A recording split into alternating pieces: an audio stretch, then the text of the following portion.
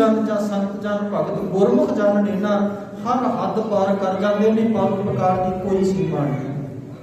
ਧੰਨ ਗੁਰੂ ਅਰਜਨ ਦੇਵ ਸੱਚੇ ਪਾਤਸ਼ਾਹ ਜੀ ਦੇ ਸਮੇਂ ਦੀ ਇੱਕ ਘਟਨਾ ਮੈਂ ਆਪ ਜੀ ਨਾਲ ਸਾਂਝੀ ਕਰਨੀ ਚਾਹੁੰਦਾ। ਭਾਈ ਲੱਧਾ ਗੁਰੂ ਅਰਜਨ ਸਾਹਿਬ ਦਾ ਬੜਾ ਪਿਆਰਾ ਗੁਰਸਿੱਖ ਹੈ ਔਰ ਗੁਰੂ ਅਰਜਨ ਸਾਹਿਬ ਨੇ ਬਖਸ਼ਿਸ਼ ਕਰਕੇ ਇਹਨਾਂ ਨੂੰ ਖਿਤਾਬ ਦਿੱਤਾ ਹੈ ਭਾਈ ਲੱਧਾ ਪਰਉਪਕਾਰੀ, ਕਿ ਦੂਸਰਿਆਂ ਦੇ ਉਪਕਾਰ ਕਰਨ ਵਾਲਾ, ਦੂਸਰਿਆਂ ਦਾ ਭਲਾ ਕਰਨ ਵਾਲਾ ਭਾਈ ਲੱਧਾ। ਗੁਰੂ ਅਰਜਨ ਦੇਵ ਸੱਚੇ ਪਾਤਸ਼ਾਹ ਜੀ ਦੇ ਚਰਨਾਂ ਵਿੱਚ ਸੱਚਖੰਡ ਸ੍ਰੀ ਹਰਿਮੰਦਰ ਸਾਹਿਬ ਦੀ ਧਰਤੀ ਤੇ ਦੋ ਭਰਾ ਕੀਰਤਨ ਦੀ ਸੇਵਾ ਨਿਭਾਉਂਦੇ ਨੇ। ਇੱਕ ਦਾ ਨਾਮ ਹੈ ਭਾਈ ਸੱਤਾ, ਇੱਕ ਦਾ ਨਾਮ ਹੈ ਭਾਈ ਬਲਵੰਡ। ਭਾਈ ਸੱਤਾ ਛੋਟਾ ਹੈ, ਭਾਈ ਬਲਵੰਡ ਉਮਰ ਕਰਕੇ ਵੱਡਾ ਹੈ। ਇਹ ਦੋਵੇਂ ਭਰਾ ਧੂਮ ਨੇ, ਅਖੌਤੀ ਜਾਤ ਇਹਨਾਂ ਦੀ ਮਿਰਾਸੀ ਹੈ। ਗੁਰੂ ਅਰਜਨ ਸਾਹਿਬ ਜੀ ਦੇ ਚਰਨਾਂ ਵਿੱਚ ਇਹਨਾਂ ਨੇ ਕੀਰਤਨ ਦੀ ਸੇਵਾ ਨਿਭਾਉਣੀ ਸ਼ੁਰੂ ਕਰ ਦਿੱਤੀ ਹੈ। ਹੁਣ ਜਿਹੜਾ ਕੀਰਤਨ ਹੈ ਨਾ, ਗੁਰੂ ਘਰ ਦੇ ਵਿੱਚ ਕੀਰਤਨ ਨੂੰ ਬਹੁਤ ਵੱਡੀ ਮਹਾਨਤਾ ਦਿੱਤੀ ਗਈ ਹੈ ਤੇ ਗੁਰੂ ਗ੍ਰੰਥ ਸਾਹਿਬ ਜੀ ਨੇ ਵਚਨ ਆਖੇ ਨੇ, ਕਲਯੁਗ ਮਹਿ ਕੀਰਤਨ ਪ੍ਰਧਾਨਾ। ਕੀਰਤਨ ਨੂੰ ਕਲਯੁਗ ਦੇ ਵਿੱਚ ਪ੍ਰਧਾਨਤਾ ਦਿੱਤੀ ਹੈ ਗੁਰੂ ਗ੍ਰੰਥ ਸਾਹਿਬ ਜੀ ਨੇ। ਸਤਿਗੁਰੂ ਜੀ ਕਹਿੰਦੇ ਨੇ, ਜਿਹੜਾ ਹਰ ਕੀਰਤਨ ਸੁਣੈ ਹਰ ਕੀਰਤਨ ਗਾਵੇ। ਗੁਰੂ ਸਾਹਿਬ ਜੀ ਕਹਿੰਦੇ ਉਹਦੇ ਦੁੱਖ ਪਾਪ ਨੇੜੇ ਨਹੀਂ ਆਉਂਦੇ ਜਿਹੜੇ ਕੀਰਤਨ ਗਾਉਂਦੇ ਤੇ ਕੀਰਤਨ ਸੁਣਦੇ ਨੇ। ਕੀਰਤਨ ਨੂੰ ਬਹੁਤ ਵੱਡੀ ਮਹਾਨਤਾ ਹੈ। ਇਹ ਦੋਵੇਂ ਭਰਾ ਭਾਈ ਸੱਤਾ ਤੇ ਭਾਈ ਬਲਵੰਡ ਗੁਰੂ ਅਰਜਨ ਸਾਹਿਬ ਜੀ ਦੇ ਚਰਨਾਂ ਵਿੱਚ ਸੱਚਖੰਡ ਸ੍ਰੀ ਹਰਿਮੰਦਰ ਸਾਹਿਬ ਜੀ ਦੇ ਅੰਦਰ ਕੀਰਤਨ ਦੀ ਸੇਵਾ ਨਿਭਾਉਂਦੇ ਨੇ। ਸਮਾਂ ਆਇਆ, ਸੰਗਤਾਂ ਇਹਨਾਂ ਦਾ ਕੀਰਤਨ ਸੁਣਦੀਆਂ, ਬਹੁਤ ਪ੍ਰਸੰਨ ਹੁੰਦੀਆਂ। ਜ਼ੁਬਾਨ ਵਿੱਚ ਰਸ ਬੜਾ, ਗਲੇ ਵਿੱਚ ਸੁਰ ਬੜੀ ਹੈ, ਰਾਗ ਦੇ ਬਹੁਤ ਜਾਣਕਾਰ ਵਿਦਵਾਨ ਬਹੁਤ ਚੰਗੇ ਨੇ। ਗੁਰੂ ਦੀ ਬੜੀ ਰਹਿਮਤ ਬਖਸ਼ੀ, ਬੜੀ ਕਿਰਪਾ ਹੋਈ। ਇਹ ਦੋਵੇਂ ਭਰਾ ਸੰਗਤ ਦੇ ਵਿੱਚ ਪ੍ਰਵਾਣੇ ਗਏ। ਸੰਗਤਾਂ ਖੁਸ਼ ਹੋ ਕੇ ਇਹਨਾਂ ਦਾ ਕੀਰਤਨ ਸੁਣਦੀਆਂ। ਕੁਦਰਤੀ ਇੱਕ ਸਮਾਂ ਆਇਆ, ਇਹਨਾਂ ਦੇ ਘਰ ਵਿੱਚ ਇੱਕ ਲੜਕੀ ਦੀ ਸ਼ਾਦੀ ਹੈ। ਕਈ ਇਤਿਹਾਸਕਾਰਾਂ ਨੇ ਧੀ ਦੀ ਸ਼ਾਦੀ ਲਿਖਿਆ। ਭਾਈ ਸੰਤੋਖ ਸਿੰਘ ਨੇ ਸੂਰਜ ਪ੍ਰਕਾਸ਼ ਗ੍ਰੰਥ ਵਿੱਚ ਭੈਣ ਦੀ ਗੱਲ ਕੀਤੀ ਕਿ ਇਹਨਾਂ ਦੀ ਭੈਣ ਦਾ ਵਿਆਹ ਸੀ। ਉਹ ਵਿਚਾਰ ਘਰ ਦੇ ਵਿੱਚ ਇੱਕ ਲੜਕੀ ਦੀ ਸ਼ਾਦੀ ਹੈ।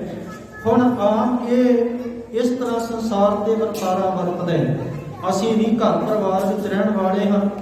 ਆਪ ਜੀ ਨੂੰ ਪਤਾ ਹੈ, ਜਦੋਂ ਘਰ ਦੇ ਵਿੱਚ ਧੀ ਭੈਣ ਦੇ ਕੋਈ ਇਸ ਤਰ੍ਹਾਂ ਦਾ ਕਾਰਜ ਹੁੰਦਾ ਹੈ ਤੇ ਕੁਝ ਨਾ ਕੁਝ ਲੈਣ ਦੇਣ ਇੱਧਰੋਂ ਉੱਧਰੋਂ ਕਰਨੇ ਪੈ ਜਾਂਦਾ। ਚਾਹੇ ਕੋਈ ਕਿੰਨਾ ਵੀ ਆਪਣੇ ਆਪ ਨੂੰ ਆਖੇ, ਕੁਝ ਨਾ ਕੁਝ ਵਾਧਾ ਘਾਟਾ ਕਰਨਾ ਪੈਂਦਾ। ਹੁਣ ਇਹਨਾਂ ਦੋਵਾਂ ਭਰਾਵਾਂ ਨੇ ਧੰਨ ਗੁਰੂ ਅਰਜਨ ਦੇਵ ਸੱਚੇ ਪਾਤਸ਼ਾਹ ਜੀ ਦੇ ਚਰਨਾਂ ਵਿੱਚ ਬੇਨਤੀ ਕੀਤੀ ਹੈ ਕਿ ਹੇ ਗੁਰੂ ਅਰਜਨ ਦੇਵ ਸੱਚੇ ਪਾਤਸ਼ਾਹ, ਸਾਡੇ ਘਰ ਦੇ ਵਿੱਚ ਲੜਕੀ ਦੀ ਸ਼ਾਦੀ ਹੈ, ਲੜਕੀ ਦਾ ਵਿਆਹ ਹੈ। ਆਪ ਜੀ ਕਿਰਪਾ ਕਰੋ, ਸਾਨੂੰ ਕੁਝ ਮਾਇਆ ਦਿਓ, ਜਿਸ ਮਾਇਆ ਦੇ ਨਾਲ ਸਾਡੇ ਘਰ ਵਿੱਚ ਜੋ ਲੜਕੀ ਦੇ ਵਿਆਹ ਦਾ ਕਾਰਜ ਹੈ ਉਹ ਵਧੀਆ ਢੰਗ ਦੇ ਨਾਲ ਸੰਪੰਨ ਹੋ ਜਾਏ, ਕਾਰਜ ਰੋਸ-ਰਾਸ ਹੋ ਜਾਏ। ਧੰਨ ਗੁਰੂ ਅਰਜਨ ਦੇਵ ਸੱਚੇ ਪਾਤਸ਼ਾਹ ਕਹਿੰਦੇ, ਗੁਰਮੁਖੋ ਤੁਹਾਡਾ ਕਾਰਜ ਜ਼ਰੂਰ ਰਾਸ ਹੋਏਗਾ। ਗੁਰੂ ਨਾਨਕ ਦੇ ਘਰ ਕਿਸੇ ਚੀਜ਼ ਦੀ ਕਮੀ ਨਹੀਂ, ਜ਼ਰੂਰ ਤੁਹਾਡੀ ਮਦਦ ਕੀਤੀ ਜਾਏਗੀ। ਦੱਸੋ ਕਿੰਨੇ ਧਨ ਦੀ ਲੋੜ ਹੈ।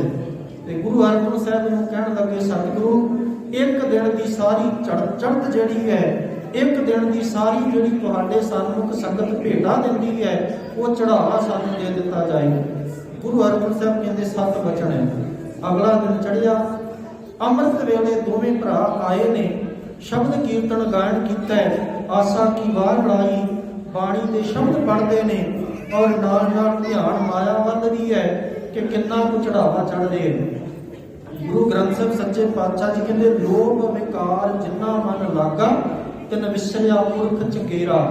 ਜਦੋਂ ਲੋਭ ਦਾ ਵਿਕਾਰ ਮਨ ਦੇ ਅੰਦਰ ਹਾਵੀ ਹੋ ਜਾਂਦਾ ਹੈ ਤੇ ਗੁਰੂ ਗ੍ਰੰਥ ਸਾਹਿਬ ਜੀ ਕਹਿੰਦੇ ਚੰਗੇ ਪੁਰਖ ਵੀ ਜਿਹੜੇ ਉਹ ਬੁਰੇ ਲੱਗਣ ਲੱਗ ਜਾਂਦੇ। ਉਹ ਵਿਚਾਰ ਜਦੋਂ ਦਿਮਾਗ ਦੀ ਸਮਾਪਤੀ ਹੁੰਦੀ ਹੈ, ਗੁਰੂ ਅਰਜਨ ਸਾਹਿਬ ਨੇ ਜਿੰਨੀ ਚੜ੍ਹਤ ਸੀ, ਜਿੰਨੀ ਸੰਗਤ ਨੇ ਭੇਟਾ ਕੀਤੀ ਹੈ, ਉਹ ਇਕੱਤਰ ਕਰਕੇ ਇਹਨਾਂ ਦੋਵਾਂ ਭਰਾਵਾਂ ਨੂੰ ਦੇ ਦਿੱਤੀ ਹੈ। ਜਦੋਂ ਉਹ ਧਨ ਗਿਣਿਆ ਗਿਆ ਤੇ ਕਵੀ ਸੰਤੋਖ ਸਿੰਘ ਜੀ ਨੇ ਜ਼ਿਕਰ ਕੀਤਾ 100 ਚਾਂਦੀ ਦਾ ਸਿੱਕਾ। ਉਸ ਸਮੇਂ ਜਿਹਨੂੰ ਰਜਤਪਣ ਆਖਿਆ ਜਾਂਦਾ ਸੀ। 100 ਰਜਤਪਣ ਹੋਇਆ, ਭਾਵ 100 ਚਾਂਦੀ ਦੇ ਸਿੱਕੇ ਹੋਏ ਨੇ। ਧੰਨ ਗੁਰੂ ਅਰਜਨ ਸਾਹਿਬ ਨੇ ਇਹਨਾਂ ਨੂੰ ਚਾਂਦੀ ਦੇ ਸਿੱਕੇ ਦੇ ਦਿੱਤੇ।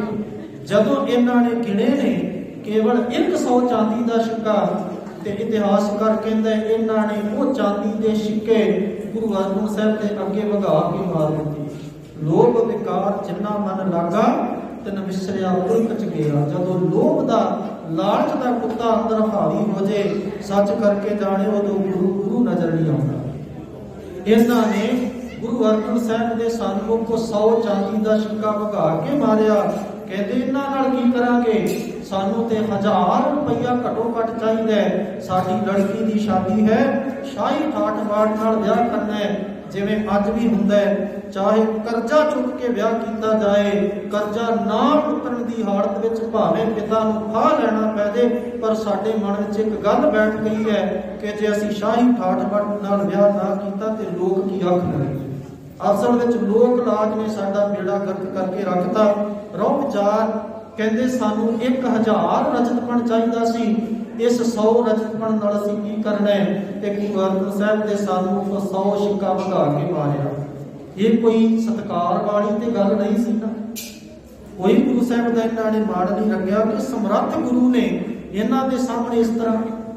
ਗੁਰੂ ਅਰਜਨ ਸਾਹਿਬ ਨੇ ਕੋਈ ਗੁੱਸਾ ਨਹੀਂ ਕੀਤਾ, ਸ਼ਾਂਤੀ ਦੇ ਪੁੰਜ ਨੇ, ਸੀਤਲਤਾ ਦੇ ਸੋਮੇ ਨੇ, ਬੜੀ ਨਿਮਰਤਾ ਵਿੱਚ ਵਰਤਣ ਵਾਲੇ ਗੁਰੂ ਅਰਜਨ ਸਾਹਿਬ ਸੱਚੇ ਪਾਤਸ਼ਾਹ, ਜਿਹੜੇ ਤਤੀ ਲੋਹ ਤੇ ਬਹਿ ਕੇ ਵੀ ਕਹੀ ਜਾਂਦੇ ਨੇ ਤੇਰਾ ਕੀਆ ਮਿੱਠਾ ਲਾਗੇ ਹਰ ਨਾਮ ਪਦਾਰਥ ਨਾਨਕ ਮੰਗੇ। ਸਤਿਗੁਰੂ ਜੀ ਕਹਿੰਦੇ ਭਾਈ ਸੱਤਾ ਜੀ, ਭਾਈ ਬਲਵੰਡ ਜੀ, ਤੁਸੀਂ ਇਹ ਸਿੱਕੇ ਲੈ ਜਾਓ, ਇਹਨਾਂ ਨਾਲ ਹੀ ਤੁਹਾਡਾ ਕਾਰਜ ਰਾਸ ਹੋ ਜਾਏਗਾ, ਤੁਸੀਂ ਚਿੰਤਾ ਨਾ ਕਰੋ। ਗੁਰੂ ਨਾਨਕ ਸਾਹਿਬ ਬਖਸ਼ਿਸ਼ ਕਰਨਗੇ, ਤੁਹਾਡੀ ਇੱਜ਼ਤ ਵੱਧ ਬਣੇਗੀ, ਤੁਹਾਡਾ ਇਹਨਾਂ 100 ਸਿੱਕਿਆਂ ਨਾਲ ਕਾਰਜ ਰਾਸ ਹੋ ਜਾਏਗਾ। ਗੁਰੂ ਅਰਜਨ ਸਾਹਿਬ ਜੀ ਨੇ ਸਮਝਾਇਆ ਬੁਝਾਇਆ। ਕੁਝ ਗੁਰਮੁਖ ਸਿੱਖਾਂ ਨੇ ਇਹਨਾਂ ਨੂੰ ਸਮਝਾਉਣ ਦਾ ਯਤਨ ਕੀਤਾ। ਉਹ ਸਿੱਕੇ ਲੈ ਕੇ ਘਰ ਚਲੇ ਗਏ ਨੇ, ਪਰ ਸ਼ਾਮਾਂ ਦੇ ਦੀਵਾਨ ਵਿੱਚ ਸੋਦਰ ਦੀ ਚੌਕੀ ਭਰਨ ਨਹੀਂ ਆਏ। ਗੁਰੂ ਅਰਜਨ ਦੇਵ ਸੱਚੇ ਪਾਤਸ਼ਾਹ ਜੀ ਨੇ, ਸਤਿਗੁਰੂ ਗੁਰੂ ਅਰਜਨ ਸਾਹਿਬ ਜੀ ਨੇ ਗੁਰਸਿੱਖ ਭੇਜੇ, ਪਰ ਇਹਨਾਂ ਨੇ ਮਨਾ ਕਰ ਦਿੱਤਾ। ਇਤਿਹਾਸਕਾਰ ਕਹਿੰਦੇ ਅਗਲੇ ਦਿਨ ਅੰਮ੍ਰਿਤ ਵੇਲੇ ਆਸਾ ਕੀ ਵਾਰ ਲੱਗਣੀ ਸੀ, ਇਹ ਦੋਵੇਂ ਭਰਾ ਆਸਾ ਕੀ ਵਾਰ ਦਾ ਕੀਰਤਨ ਕਰਨ ਵੀ ਨਹੀਂ ਆਏ। ਹੁਣ ਗੁਰੂ ਅਰਜਨ ਸਾਹਿਬ ਨੇ ਆਪਣੇ ਗੁਰਸਿੱਖ ਨੂੰ ਭੇਜਿਆ ਕਿ ਜਾ ਭਾਈ, ਉਹਨਾਂ ਨੂੰ ਜਾ ਕੇ ਆਖ ਕਿ ਆਓ ਸੰਗਤਾਂ ਉਡੀਕਦੀਆਂ ਪਈਆਂ, ਗੁਰੂ ਕੀ ਹਜ਼ੂਰੀ ਵਿੱਚ ਬੈਠ ਕੇ ਰੱਬੀ ਬਾਣੀ ਦਾ ਕੀਰਤਨ ਕਰੋ। ਤੇ ਜਦੋਂ ਗੁਰਸਿੱਖ ਇਹਨਾਂ ਦੇ ਘਰ ਗਿਆ, ਜਾ ਕੇ ਦਰਵਾਜ਼ਾ ਖੜਕਾਇਆ, ਅੰਦਰੋਂ ਆਵਾਜ਼ ਆਈ, ਕੌਣ? ਗੁਰਸਿੱਖ ਕਹਿੰਦੇ ਗੁਰੂ ਅਰਜਨ ਸਾਹਿਬ ਜੀ ਬੁਲਾ ਰਹੇ ਨੇ, ਆਓ ਸੰਗਤ ਵਿੱਚ ਕੀਰਤਨ ਕਰੋ। ਸੰਗਤ ਉਡੀਕਦੀ ਪਈ ਹੈ ਤੇ ਕਹਿਣ ਲੱਗੇ ਹੁਣ ਪਤਾ ਲੱਗਿਆ ਨਾ ਗੁਰੂ ਅਰਜਨ ਸਾਹਿਬ ਨੂੰ, ਹੁਣ ਪਤਾ ਲੱਗਿਆ ਸਾਡੇ ਕੀਰਤਨ ਦੀ ਮਹਾਨਤਾ ਦਾ, ਹੁਣ ਪਤਾ ਲੱਗਿਆ ਸਾਡੇ ਕੀਰਤਨ ਨਾ ਕਰਨ ਕਰਕੇ ਕੀ ਹਾਲਤ ਹੁੰਦੀ ਹੈ।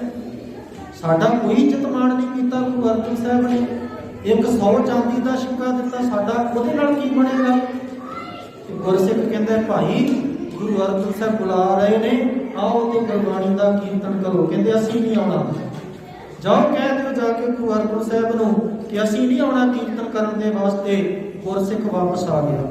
ਸਤਿਗੁਰੂ ਜੀ ਨੇ ਇੱਕ ਹੋਰ ਗੁਰਸਿੱਖ ਨੂੰ ਭੇਜਿਆ, ਜਾ ਭਾਈ ਤੂੰ ਜਾ, ਉਹਨਾਂ ਨੂੰ ਕਹਿ ਜਾ ਕੇ ਗੁਰੂ ਨਾਨਕ ਸਾਹਿਬ ਦੇ ਘਰ ਕੋਈ ਕਮੀ ਨਹੀਂ, ਆਓ ਤੁਸੀਂ ਕੀਰਤਨ ਕਰੋ, ਗੁਰਬਾਣੀ ਦਾ ਕੀਰਤਨ ਸੰਗਤ ਨੂੰ ਸਰਵਣ ਕਰਾਓ, ਤੁਹਾਨੂੰ ਹਰ ਇੱਕ ਤੁਹਾਡੇ ਮਨ ਦੀ ਇੱਛਾ ਪੂਰੀ ਕੀਤੀ ਜਾਏਗੀ। ਦੂਸਰਾ ਗੁਰਸਿੱਖ ਗਿਆ, ਫਿਰ ਜਾ ਕੇ ਸੁਨੇਹਾ ਦਿੱਤਾ ਹੈ ਕਿ ਭਾਈ ਗੁਰੂ ਅਰਜਨ ਸਾਹਿਬ ਬੁਲਾ ਰਹੇ ਨੇ, ਆਓ ਇਲਾਹੀ ਬਾਣੀ ਦਾ ਕੀਰਤਨ ਸਰਵਣ ਕਰਾਓ। ਤੇ ਉਸ ਦੂਸਰੇ ਗੁਰਸਿੱਖ ਨੂੰ ਵੀ ਇਹਨਾਂ ਨੇ ਮੋੜ ਦਿੱਤਾ ਹੈ। ਕਹਿਣ ਲੱਗੇ ਜਾਓ ਜਾ ਕੇ ਕਹਿ ਦਿਓ ਗੁਰੂ ਅਰਜਨ ਸਾਹਿਬ ਨੂੰ ਅਸੀਂ ਨਹੀਂ ਆਉਣਾ ਕੀਰਤਨ ਕਰਨ ਦੇ ਵਾਸਤੇ। ਹੁਣ ਪਤਾ ਲੱਗੇਗਾ ਕਿ ਜਦੋਂ ਅਸੀਂ ਕੀਰਤਨ ਨਾ ਕਰੀਏ ਤੇ ਫਿਰ ਕੀ ਹਾਲਤ ਬਣਦੀ ਹੈ। ਹੁਣ ਵੇਖਾਂਗੇ ਕੌਣ ਇਹਨਾਂ ਨੂੰ ਗੁਰੂ ਮੰਨਦਾ ਹੈ, ਵੇਖਾਂਗੇ ਕੌਣ ਇਹਨਾਂ ਨੂੰ ਮੱਥੇ ਟੇਕਦਾ ਹੈ, ਵੇਖਾਂਗੇ ਕੌਣ ਇਹਨਾਂ ਨੂੰ ਭੇਟਾ ਚੜਾਉਂਦਾ ਹੈ। ਸਾਡੇ ਕਰਕੇ ਗੁਰੂ ਸੀ ਨਾ, ਅਸੀਂ ਤੇ ਜਿੱਥੇ ਜਾ ਕੇ ਕੀਰਤਨ ਕਰਾਂਗੇ ਉਹਨੂੰ ਗੁਰੂ ਬਣਾ ਕੇ ਬਿਠਾ ਦਿਆਂਗੇ। ਇਹਨਾਂ ਭੋਲਿਆਂ ਦੀ ਗੱਲ ਭੁੱਲ ਗਈ ਕਿ ਗੁਰੂ ਨਾਨਕ ਦੀ ਜੋਤ ਦਾ ਨਾਮ ਹੈ, ਗੁਰੂ ਸਰੀਰ ਦਾ ਨਾਮ ਨਹੀਂ। ਅਸਲ ਵਿੱਚ ਗੁਰੂ ਨਾਨਕ ਦੀ ਜੋਤ ਜੀ ਦੇ ਹਿਰਦੇ ਵਿੱਚ ਵਰਤਦੀ ਹੈ, ਉਹਨੂੰ ਹੀ ਗੁਰੂ ਹੋਣ ਦਾ ਮਾਣ ਮਿਲਦਾ ਹੈ। ਪਰ ਇਹਨਾਂ ਦੇ ਮਨ ਵਿੱਚ ਹੰਕਾਰ ਸੀ ਕਿ ਅਸੀਂ ਬੜੇ ਰਾਗੀ ਹਾਂ, ਸਾਡੇ ਕੋਲ ਬੜਾ ਗੁਣ ਹੈ, ਸਾਡੀ ਆਵਾਜ਼ ਵਿੱਚ ਰਸ ਬੜਾ ਹੈ, ਸਾਡੇ ਗਲੇ ਵਿੱਚ ਸੁਰ ਬੜੀ ਹੈ, ਸਾਨੂੰ ਰਾਗ ਦਾ ਗਿਆਨ ਹੈ। ਇਸ ਹੰਕਾਰ ਨੇ ਇਹਨਾਂ ਨੂੰ ਗੁਰੂ ਤੋਂ ਬੇਮੁਖ ਕਰ ਦਿੱਤਾ। ਸਿੱਖ ਵਾਪਸ ਆ ਗਿਆ। ਗੁਰੂ ਸਾਹਿਬ ਜੀ ਹੋਣ ਵਾਸਤੇ ਤਿਆਰ ਨਹੀਂ। ਹੁਣ ਵੇਖਿਓ ਪੁਕਾਰੀ ਸਤਿਗੁਰੂ ਧੰਨ ਗੁਰੂ ਅਰਜਨ ਦੇਵ ਸੱਚੇ ਪਾਤਸ਼ਾਹ ਜੀ, ਬਿਰਧ ਬਾਲਕ ਸਤਿਗੁਰੂ ਜਿਹੜੇ ਆਪਣਿਆਂ ਦੀ ਲਾਜ ਰੱਖਣ ਵਾਲੇ ਨੇ। ਸਤਿਗੁਰੂ ਜੀ ਆਪ ਸਿੰਘਾਸਣ ਤੋਂ ਉੱਠੇ ਨੇ, ਕਹਿਣ ਲੱਗੇ ਭਾਈ ਫਿਰ ਕੀ ਹੋ ਗਿਆ ਜੇ ਸਾਡੇ ਨਾਲ ਨਾਰਾਜ਼ ਨੇ? ਤੇ ਸਾਡੇ ਸਿੱਖ ਨੇ, ਕੀਰਤਨੀਏ ਨੇ, ਅਸੀਂ ਆਪ ਜਾਵਾਂਗੇ, ਆਦਰ ਮਾਣ ਨਾਲ ਉਹਨਾਂ ਨੂੰ ਇੱਥੇ ਲੈ ਕੇ ਆਵਾਂਗੇ। ਚੰਦ ਸਿੱਕਿਆਂ ਦੀ ਕਿਹੜੀ ਗੱਲ ਹੈ? ਗੁਰੂ ਨਾਨਕ ਦੇ ਘਰੋਂ ਇਹਨਾਂ ਦੇ ਆਰ ਬੁਖਾਰ ਭਰ ਦਿਆਂਗੇ। ਕੁਝ ਪੈਸਿਆਂ ਦੀ ਖਾਤਰ ਕੀਰਤਨ ਕਰਨ ਤੋਂ ਮਨਾ ਕਰਦੇ ਨੇ। ਗੁਰਬਾਣੀ ਦੇ ਕੀਰਤਨ ਦੀ ਤੇ ਕੀਮਤ ਹੀ ਕੋਈ ਨਹੀਂ। ਕੋਈ ਜਨ ਹਾਰਸਿਓ ਦੇਵੇ ਜੋਰ, ਕੋਈ ਜਨ ਵਾਹਿਗੁਰੂ ਜੀ ਦੇ ਚਰਨਾਂ ਨਾਲ ਜੋੜ ਦਏ। ਕੋਈ ਸ਼ਬਦ ਕੀਰਤਨ ਸੁਣਾਵੇ, ਕਥਾ ਸੁਣਾਵੇ, ਗੁਰਬਾਣੀ ਦਾ ਪਾਠ ਸੁਣਾਵੇ, ਕੋਈ ਪਰਮੇਸ਼ਰ ਦੇ ਨਾਮ ਦੇ ਨਾਲ ਜੋੜ ਦਏ। ਤੇ ਗੁਰੂ ਅਰਜਨ ਸਾਹਿਬ ਕਹਿੰਦੇ ਕੋਈ ਜਨ ਹਾਰਸਿਓ ਦੇਵੇ ਜੋਰ, ਚਰਨ ਗਹੋ। ਕੀਰਤਨ ਕਰਨ ਵਾਲਿਆਂ ਨੂੰ ਗੁਰਬਾਣੀ ਦੀ ਅਗਮ ਸਹਿਤ, ਗੁਰਬਾਣੀ ਦੀ ਭੇਟਾ ਨਹੀਂ ਦਿੱਤੀ ਜਾ ਸਕਦੀ, ਮੁੱਲ ਨਹੀਂ ਦਿੱਤਾ ਜਾ ਸਕਦਾ। ਗੁਰੂ ਅਰਜਨ ਸਾਹਿਬ ਕਹਿੰਦੇ ਜਿਹੜੇ ਰੱਬ ਨਾਲ ਜੋੜ ਦੇਣ, ਮੈਂ ਤੇ ਉਹਨਾਂ ਦੇ ਚਰਨ ਫੜਨ ਵਾਸਤੇ ਤਿਆਰ ਹਾਂ।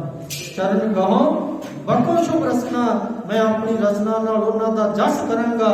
ਦੀਚਹਿ ਪ੍ਰਾਣ ਅਕੋਰ, ਗੁਰੂ ਅਰਜਨ ਸਾਹਿਬ ਕਹਿੰਦੇ ਮੈਂ ਤੇ ਆਪਣੀ ਜਿੰਦ ਜਾਨ ਉਹਦੇ ਤੋਂ ਨਿਸ਼ਾਵਰ ਕਰ ਦਿਆਂਗਾ ਜਿਹੜਾ ਮੈਨੂੰ ਰੱਬ ਦੇ ਚਰਨਾਂ ਨਾਲ ਜੋੜੇ। ਤੇ ਰੱਬੀ ਬਾਣੀ ਦਾ ਕੀਰਤਨ ਕਰਨ ਵਾਲੇ ਨੇ। ਚੰਨ ਸਿੱਕਿਆਂ ਦੀ ਕਿਹੜੀ ਗੱਲ ਹੈ? ਜਿੰਨੀ ਮਾਇਆ ਕਹਿਣਗੇ ਇਹਨਾਂ ਨੂੰ ਦੇ ਦਿਆਂਗਾ, ਪਰ ਆ ਕੇ ਕੀਰਤਨ ਕਰਨ। ਗੁਰੂ ਅਰਜਨ ਸਾਹਿਬ ਸਿੰਘਾਸਣ ਤੋਂ ਉੱਠੇ। ਕੁਝ 5-7 ਗੁਰਸਿੱਖ ਮੁਖੀ ਸਿੱਖ ਨਾਲ ਉਤਰੇ। ਗੁਰੂ ਅਰਜਨ ਸਾਹਿਬ ਭਾਈ ਸੱਤੇ ਤੇ ਬਲਵੰਡ ਦੇ ਘਰ ਪਹੁੰਚੇ। ਜਿੱਥੇ ਕੋ ਭਾਈ ਸ਼ਾਲੋ ਜੀ ਦਾ ਟੋਭਾ ਹੈ ਨਾ, ਉੱਥੇ ਕੋ ਭਾਈ ਸੱਤੇ ਤੇ ਬਲਵੰਡ ਦਾ ਘਰ ਸੀ। ਆਪ ਜੀ ਨੇ ਸ਼ਾਇਦ ਦਰਸ਼ਨ ਕੀਤੇ ਹੋਣ। ਜਿੱਥੇ ਸੱਚਖੰਡ ਸ੍ਰੀ ਹਰਿਮੰਦਰ ਸਾਹਿਬ ਤੋਂ ਕੁਝ ਹਟਵਾ ਇੱਕ ਸਥਾਨ ਹੈ ਗੁਰੂ ਕੇ ਮਹਿਲ। ਗੁਰੂ ਕੇ ਮਹਿਲ ਦੇ ਨਾਲ ਹੀ ਛੋਟੀ ਜੀ ਗਲੀ ਵਿੱਚ ਇੱਕ ਸਥਾਨ ਹੈ ਜਿਹਨੂੰ ਟੋਭਾ ਭਾਈ ਸ਼ਾਲੋ ਜੀ ਕਿਹਾ ਜਾਂਦਾ ਹੈ। ਉਹਦੇ ਨੇੜੇ ਭਾਈ ਸੱਤੇ ਤੇ ਬਲਵੰਡ ਦਾ ਘਰ ਸੀ। ਗੁਰੂ ਅਰਜਨ ਸਾਹਿਬ ਕੁਝ ਸਿੱਖਾਂ ਦੇ ਨਾਲ ਚੱਲ ਕੇ ਇਹਨਾਂ ਦੇ ਘਰ ਗਏ। ਜਾ ਕੇ ਦਰਵਾਜ਼ੇ ਤੇ ਖੜੇ ਹੋ ਗਏ। ਦਰਵਾਜ਼ਾ ਖੜਕਾਇਆ, ਦਰਵਾਜ਼ਾ ਖੁੱਲ ਗਿਆ। ਗੁਰੂ ਅਰਜਨ ਸਾਹਿਬ ਅੰਦਰ ਪ੍ਰਵੇਸ਼ ਕਰ ਗਏ। ਭਾਈ ਸੱਤਾ ਜੀ, ਭਾਈ ਬਲਵੰਡ ਜੀ, ਕਿਸ ਗੱਲ ਤੋਂ ਨਾਰਾਜ਼ ਹੋ? ਆਓ ਗੁਰੂ ਕੀ ਹਜ਼ੂਰੀ ਵਿੱਚ ਗੁਰਬਾਣੀ ਦਾ ਕੀਰਤਨ ਕਰੋ। ਸੰਗਤਾਂ ਉਡੀਕਦੀਆਂ ਪਈਆਂ ਤੁਹਾਨੂੰ। ਤੇ ਇਹਨਾਂ ਦੋਵਾਂ ਭਰਾਵਾਂ ਹੰਕਾਰ ਦੇ ਮਾਰਿਆਂ ਨੇ ਗੁਰੂ ਅਰਜਨ ਸਾਹਿਬ ਦਾ ਕੋਈ ਸਤਿਕਾਰ ਨਹੀਂ ਕੀਤਾ। ਦੀਨ ਦੁਨੀਆ ਦਾ ਮਾਲਕ ਘਰ ਆਏ ਤੇ ਬੰਦਾ ਉੱਠ ਕੇ ਹੱਥ ਜੋੜ ਕੇ ਨਮਸਕਾਰ ਵੀ ਨਾ ਕਰੇ। ਇਸ ਤੋਂ ਵੱਡੀ ਮੂਰਖਤਾ ਹੋਰ ਕੀ ਹੋ ਸਕਦੀ ਸੀ? ਪਰ ਇਹਨਾਂ ਮੂਰਖਾਂ ਨੇ ਗੁਰੂ ਅਰਜਨ ਸਾਹਿਬ ਦਾ ਕੋਈ ਆਦਰ ਮਾਣ ਸਤਿਕਾਰ ਨਹੀਂ ਕੀਤਾ। ਸਤਿਗੁਰੂ ਜੀ ਕਹਿੰਦੇ ਆਓ ਭਾਈ, ਆ ਕੇ ਸੰਗਤ ਵਿੱਚ ਕੀਰਤਨ ਕਰੋ। ਤੇ ਹੰਕਾਰੇ ਹੋਏ ਕਹਿੰਦੇ ਹੁਣ ਪਤਾ ਲੱਗੇ ਸਾਡਾ ਕੀਰਤਨ ਨਾ ਕਰਨ ਦਾ, ਹੁਣ ਪਤਾ ਲੱਗੇ ਕੀ ਭਾਵ ਵਿਕਦੀ ਹੈ। ਹੁਣ ਕੌਣ ਆਖੇਗਾ ਤੁਹਾਨੂੰ ਗੁਰੂ? ਕੌਣ ਤੁਹਾਡੇ ਅੱਗੇ ਮੱਥੇ ਟੇਕੇਗਾ? ਕੌਣ ਤੁਹਾਡੀ ਪੂਜਾ ਕਰੇਗਾ? ਇੱਥੋਂ ਤੱਕ ਤੇ ਠੀਕ ਸੀ। ਗੁਰੂ ਅਰਜਨ ਸਾਹਿਬ ਆਪਣੀ ਨਿੰਦਿਆ ਬਰਦਾਸ਼ਤ ਕਰ ਲੈਂਦੇ, ਪਰ ਇਹਨਾਂ ਹੰਕਾਰ ਵਿੱਚ ਫਿੱਟਿਆ ਹੋਇਆਂ ਨੇ ਇੱਕ ਬਚਨ ਕਹਿ ਦਿੱਤਾ। ਕਹਿੰਦੇ ਜੇ ਗੁਰੂ ਨਾਨਕ ਸਾਹਿਬ ਕੋਲ ਸਾਡਾ ਵੱਡਾ ਵਡੇਰਾ ਭਾਈ ਮਰਦਾਨਾ ਕੀਰਤਨ ਨਾ ਕਰਦਾ ਤੇ ਗੁਰੂ ਨਾਨਕ ਸਾਹਿਬ ਨੂੰ ਗੁਰੂ ਕਿਹਨੇ ਕਹਿਣਾ ਸੀ? ਗੁਰੂ ਨਾਨਕ ਸਾਹਿਬ ਨੇ ਗੁਰੂ ਕਿੱਥੋਂ ਪ੍ਰਗਟ ਹੋਣਾ ਸੀ ਜੇ ਸਾਡਾ ਭਾਈ ਮਰਦਾਨਾ ਕੀਰਤਨ ਨਾ ਕਰਦਾ? ਜੇ ਗੁਰੂ ਅੰਗਦ ਸਾਹਿਬ, ਗੁਰੂ ਅਮਰਦਾਸ ਸਾਹਿਬ ਜੀ ਤੇ ਕਹਿੰਦੇ ਤੁਹਾਡੇ ਪਿਤਾ ਗੁਰੂ ਰਾਮਦਾਸ ਸਾਹਿਬ ਜੀ ਦੇ ਸਨਮੁਖ ਸਾਡੇ ਵੱਡੇ ਵਡੇਰਿਆਂ ਨੇ ਕੀਰਤਨ ਨਾ ਕੀਤਾ ਹੁੰਦਾ ਤੇ ਉਹਨਾਂ ਨੂੰ ਗੁਰੂ ਕਿੰਨੇ ਮੰਨਣਾ ਸੀ? ਉਹਨਾਂ ਨੂੰ ਕਿੰਨੇ ਪੂਜਣਾ ਸੀ? ਕਿੰਨੇ ਉਹਨਾਂ ਅੱਗੇ ਮੱਥੇ ਟੇਕਣੇ ਸੀ? ਇਹ ਤੇ ਸਾਡੇ ਕੀਰਤਨ ਕਰਕੇ ਲੋਕ ਤੁਹਾਨੂੰ ਗੁਰੂ ਮੰਨਦੇ ਨੇ। ਗੁਰੂ ਅਰਜਨ ਸਾਹਿਬ ਜੀ ਨੇ ਬਚਨ ਆਖੇ ਨੇ। ਸਤਿਗੁਰੂ ਜੀ ਕਹਿੰਦੇ ਸੁਖੀ ਬਸੈ ਮਸਕੀਨੀਆਂ ਆਪ ਬਿਮਾਰ ਤਲੇ, ਵੱਡੇ ਵੱਡੇ ਅਹੰਕਾਰੀਆ ਨਾਨਕ ਜਿਹੜਾ ਮਸਕੀਨ ਬਣ ਕੇ ਰਹਿੰਦਾ ਹੈ, ਨਿਮਰਤਾ ਵਿੱਚ, ਨਿਮਾਨਤਾ ਵਿੱਚ, ਨਿਰਮਾਣਤਾ ਵਿੱਚ ਰਹਿੰਦਾ ਹੈ ਨਾ, ਗੁਰੂ ਅਰਜਨ ਸਾਹਿਬ ਕਹਿੰਦੇ ਉਹ ਸੁਖੀ ਵਸਦਾ ਹੈ। ਪਰ ਜਿਹੜਾ ਹੰਕਾਰ ਵਿੱਚ ਫਸ ਜਾਂਦਾ ਹੈ, ਹਉਮੈ ਹੰਕਾਰ ਵਿੱਚ ਭਰੇ ਬੰਦੇ, ਗੁਰੂ ਅਰਜਨ ਸਾਹਿਬ ਜੀ ਕਹਿੰਦੇ ਵੱਡੇ ਵੱਡੇ ਵੇਖੇ ਨੇ ਜਿਹੜੇ ਇਸ ਹੰਕਾਰ ਨੇ ਗਾਲ ਕੇ ਰੱਖ ਦਿੱਤੇ ਨੇ। ਚਾਹੇ ਉਹ ਹਰਨਾਕਸ਼ ਵਰਗੇ ਹੋਣ, ਰਾਵਣ ਵਰਗੇ ਹੋਣ, ਦੁਰਯੋਧਨ ਕੋ ਸ਼ਾਸਨ ਵਰਗੇ ਹੋਣ, ਔਰੰਗਜ਼ੇਬ ਵਰਗੇ ਹੋਣ, ਜਿਨ੍ਹਾਂ ਨੇ ਹੰਕਾਰ ਕੀਤਾ ਉਸ ਹੰਕਾਰ ਨੇ ਉਹਨਾਂ ਦਾ ਜੀਵਨ ਬਰਬਾਦ ਕਰ ਦਿੱਤਾ। ਹੰਕਾਰੇ ਹੋਏ ਕਹਿੰਦੇ ਨੇ ਗੁਰੂ ਅਰਜਨ ਸਾਹਿਬ ਜੀ, ਜੇ ਗੁਰੂ ਨਾਨਕ ਸਾਹਿਬ ਦੇ ਸਨਮੁਖ जे गुरु अंगद साहब, गुरु अमरदास साहब, गुरु रामदास साहब जी के सन्मुख साडे वड्डे वडेरे कीर्तन ना करते उन्हां नूं गुरु किवें मनना सी। गुरु अर्जन साहब अपनी विद्या बर्दाश्त कर सकते हैं। सर्व कला समर्थ ने गुरबाणी विच वचन है गुरु रामदास साहब जी का कि हर जन राम नाम गुण गावे, जे कोई निंद करे हर जन की अपना गुण ना गवावे। कि जिहड़ा वाहिगुरू दा दास है वो परमेश्वर के नाम नूं गाउंदा है, परमेश्वर के नाम नूं जपदा है, ते जे कोई उहदी निंदिया भी करदा है ते अपनी निंदिया की परवाह नहीं करता, अपना सरबत के भले का परोपकार वाला सुभाव नहीं त्यागदा। ते नहीं सी त्यागदा गुरु अर्जन साहब ने, पर जदों इन्हां ने गुरु नानक साहब ते गुरु अंगद साहब, गुरु रामदास, गुरु अमरदास साहब जी के बारे ऐसे शब्द आखे, निंदिया भरे शब्द आखे, ते गुरु अर्जन साहब को जरे ना गए। वो किहड़ा गुरसिख है जिहड़ा अपने गुरु की निंदिया जा सकता है। गुरु ग्रंथ साहब जी की बेअदबी की जाती है मूर्ख लोगों वालों, पर किहड़ा हिरदा जिहड़ा गुरु ग्रंथ साहब जी की बेअदबी की खबर सुन के दुखी नहीं होता। हर सिख का हिरदा बदलता है। ते गुरु साहिबान की इस तरह की बेअदबी भरे शब्द, निंदिया भरे शब्द सुने गुरु अर्जन साहब को लिया ना क्या कहते हो, गुरु निंदको तुसी ते फिट गए हो, हंकार ने तुहानू पागल कर दिता है, तुसी फिटकारे गए हो, तुहाडा तन फिट गया, तुहाडा मन फिट गया, तो तुसी गुरु साहिबान बारे ऐसे शब्द बोलते हो। जाओ ना आओ कीर्तन करने वास्ते, गुरु के सिख आप कीर्तन करनगे, असीं आप कीर्तन करांगे, नहीं लोड़ तुहानू सानू तुहाडे कीर्तन दी, असीं नहीं सुनना तुहाडा कीर्तन, बैठो घरां विच, सानू नहीं लोड़ तुहाडे कीर्तन दी। गुरु निंदको तुसीं गुरु मारे हो। ते गुरु अर्जन साहब सच्चे पातशाह वापस आ गए। भाई संतोख सिंह जी ने जिक्र किया है कि गुरुद्वारा तो भंजनी मेर के नेड़े एक अस्थान है थड़ा साहब, उत्थे थड़ा बनया हुआ है, उत्ते पालकी बनी हुई है, उस जगह से संगतां अज भी नमस्कार करती है। रोज चार उस जगह से गुरु अर्जन साहब बैठ के ज्यादातर अमृत जिहड़ा दीवान है सजाया करते हैं। अमृत वेले का दीवान सचखंड श्री हरमंदर साहब के अंदर सजदा सी, शामां दी सोदर की चौकी हरमंदर साहब के अंदर सजदी सी, दोपहर वेले गुरु अर्जन साहब ज्यादातर उस थड़ा साहब के ऊपर बैठ के संगतां नूं उपदेश दिया करते सी। उत्थे आके सतगुरु बैठ गए, सिखां नूं कहण लगे, सिखो अज तो बाद तुसीं आप कीर्तन करना है। सो गुरु अर्जन साहब जी ने आप सिरंदा लिया, जिस सिख दे कोल जिहड़ा साज सी जां उस वेले जिहड़े साज मौजूद सी सिखां ने लिआंदे, गुरु अर्जन साहब जी के सन्मुख गुरु के सिखां ने बैठ के इलाही बाणी का कीर्तन शुरू कर दिता। बड़ा रस बनया, बड़ा आनंद बनया।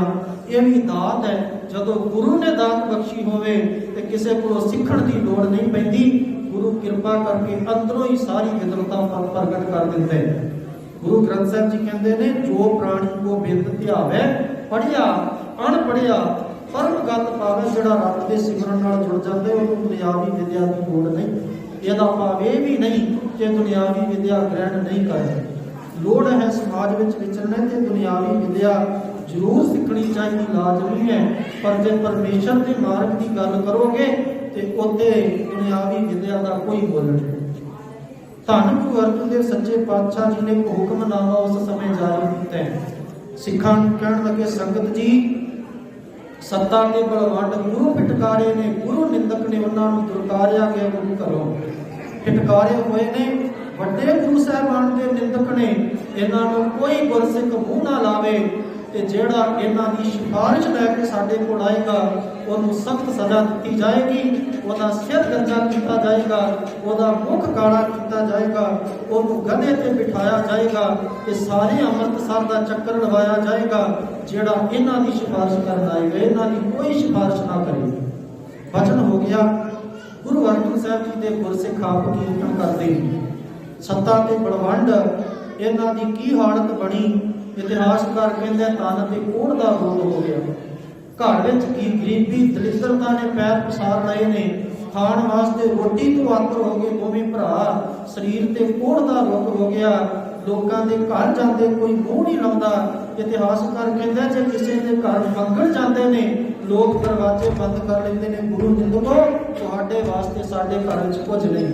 गुरु नानक साहब कहते नदर पट्ठी जे करे सुल्ताना घाव कराएंदा, दर मंगण भिख ना पाएंदा, जे वाहिगुरू अकाल पुरख परमेश्वर नजर फेर लए ते गुरु नानक साहब जी कहते वड्डे वड्डे राजियां नूं भिखारी बना के रख दिंदा, वड्डे वड्डे राजियां महाराजियां नूं घाह खाण वास्ते मजबूर कर दिंदा ते ऐसी हालत कर दिंदा कि जे किसी दे दरवाजे ते अंगूठा लैके मंगण जाण ते गुरु नानक साहब कहते उन्हां नूं कोई भिखिया भी नहीं पाउंदा जदों परमेश्वर नजर फेर लए। ऐसी हालत कर दिंदा है। ये हालत होगी सत्ते ते बलवान, कोई मत्थे नहीं लगता, लोगों के अगे जाके रोंदे ने कि साडी सिफारिश कर दिओ गुरु अर्जन साहब कोल, पर सिफारिश किसी ने की करनी सी। इन्हां नूं दूरों आउंदियां वेख के लोग पासा वट लैंदे ने कि गुरु साहब का हुक्म है इन्हां दे मत्थे नहीं लगना, ते गुरु निंदक। एक दिन घर विच बैठे ने, मन विच विचार आई, भाई गुरदास जी ने अक्सर एक गुरसिख का बहुत बार जिक्र किया है कि लाहौर दे विच एक गुरसिख रहिंदा है जिहदा नाम भाई लद्दा है। ते भाई गुरदास जी कहते ने बड़ा परोपकारी है, बड़े लोग भलाई के कार्य करता है, बड़ी लोगों की मदद करता है। बड़ा चल उस भाई लद्दे के चरणों में जाइए, ਉਹਦੇ अगे रोइए फरलाइए जे शायद वो ही गुरु साहब को सानू बख्शा दे। मैं बेनती कर रहा सी कि जन्म मरण दुख मैं नाही जन पर उपकारी आए, जेड़े केवल पूजियां का भला करने वास्ते संसार ते आउंदे। ये दोवें भरा लाहौर तो तुरे, माफ करना अमृतसर साहब तो तुरे लाहौर पहुंचे। ये खबर सारी बहुत फैल चुकी सी कि सत्ता ते बलवंड नूं गुरु अर्जन साहब ने गुरकार दिता है कि जेड़ा इन्हां दे मत्थे लगेगा उहनूं गुरु साहब जी ने आख्या कि वह पापी है, जेड़ा इन्हां दे मत्थे लगेगा इन्हां दे मत्थे नहीं लगना। अखीर लभदियां दोवें भरा भाई लद्दे के घर के दरवाजे ते पहुंच गए। किसी ने भाई लद्दे नूं आख्या, भाई लद्दा जी सत्ता ते बलवंड आ रहे ने, तुहानूं मिलना चाहुंदे ने। भाई लद्दे ने दौड़ के घर का दरवाजा बंद कर दिता ते गुरु फिटकारे ने किते मेरे मत्थे ना लग जाण, गुरु के हुक्म चों बाहर हो जाण। जिहड़ा सिख है ना वो हर हालत दे विच यही यतन करदा है कि मैं गुरु की रजा विच रहां, क्योंकि गुरु अमरदास साहब कहते हैं सो सिख सखा बंधप है भाई जे गुर के भाणे विच आवे। वही साडा सखा, वही साडा मित्र रिश्तेदार है जिहड़ा गुरु साहब जी कहते गुरु की रजा विच चलदा है, जिहड़ा गुरु के भाणे विच रहिंदा है। ते भाई लद्दा जी ने दरवाजा बंद कर दिता है। ये दोवें भरा आ गए ने दरवाजे ते, दरवाजा खड़काया, भाई लद्दा जी दरवाजा खोलो, असी तुहाडी शरण विच आए, एक बार साडी गल ते सुनो। ते भाई लद्दा जी कहते ना भाई, गुरु साहब ने आखे तुहाडे मत्थे नहीं लगना, तुसी गुरु निंदक हो, तुसी गुरु साहिबान की निंदिया की है कि तुहाडे मत्थे नहीं लगना। भाई लद्दा जी दे अगे बह के ना दरवाजे ते इन्हां ने रोक के एक गल आखी, कहते भाई लद्दा जी अमृतसर साहब तो चल के आए हाँ, कोई आसरा नहीं, कोई सहारा नहीं, कोई साडी बांह फड़न वास्ते तैयार नहीं। भाई लद्दा जी बड़ी वड्डी भुल हो गई साडे कोलों, गुरु साहिबान दी असीं निंदिया कीती, सानू बख्शाउण वाला कोई नहीं, तेरे दर ते आए हाँ, आ तेरे बूहे दे अगे बैठ गए, भावें मार लै ते भावें रख लै, पर अज तेरी शरण विच आए जाना नहीं। जे तू बख्शवा देगा तेरे चरणों विच आए हाँ, बख्शा दई, जे नहीं बाहर निकलना, नहीं दरवाजा खोलना, नहीं बख्शाउणा ते तेरे दरवाजे ते प्राण त्याग देंगे, पर वापस नहीं जाना। भाई लद्दा गुरसिख का हिरदा बड़ा दयावान है।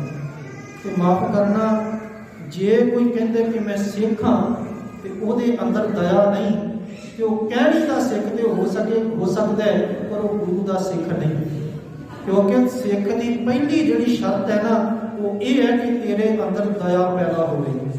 जदों गुरु गोबिंद सिंह सच्चे पातशाह जी अमृत की दात दिंदे ने, पंज प्यारिਆਂ की चोण करते हैं, तो सब तो पहला प्यारा जिहड़ा उठदा उसका नाम है भाई दया राम।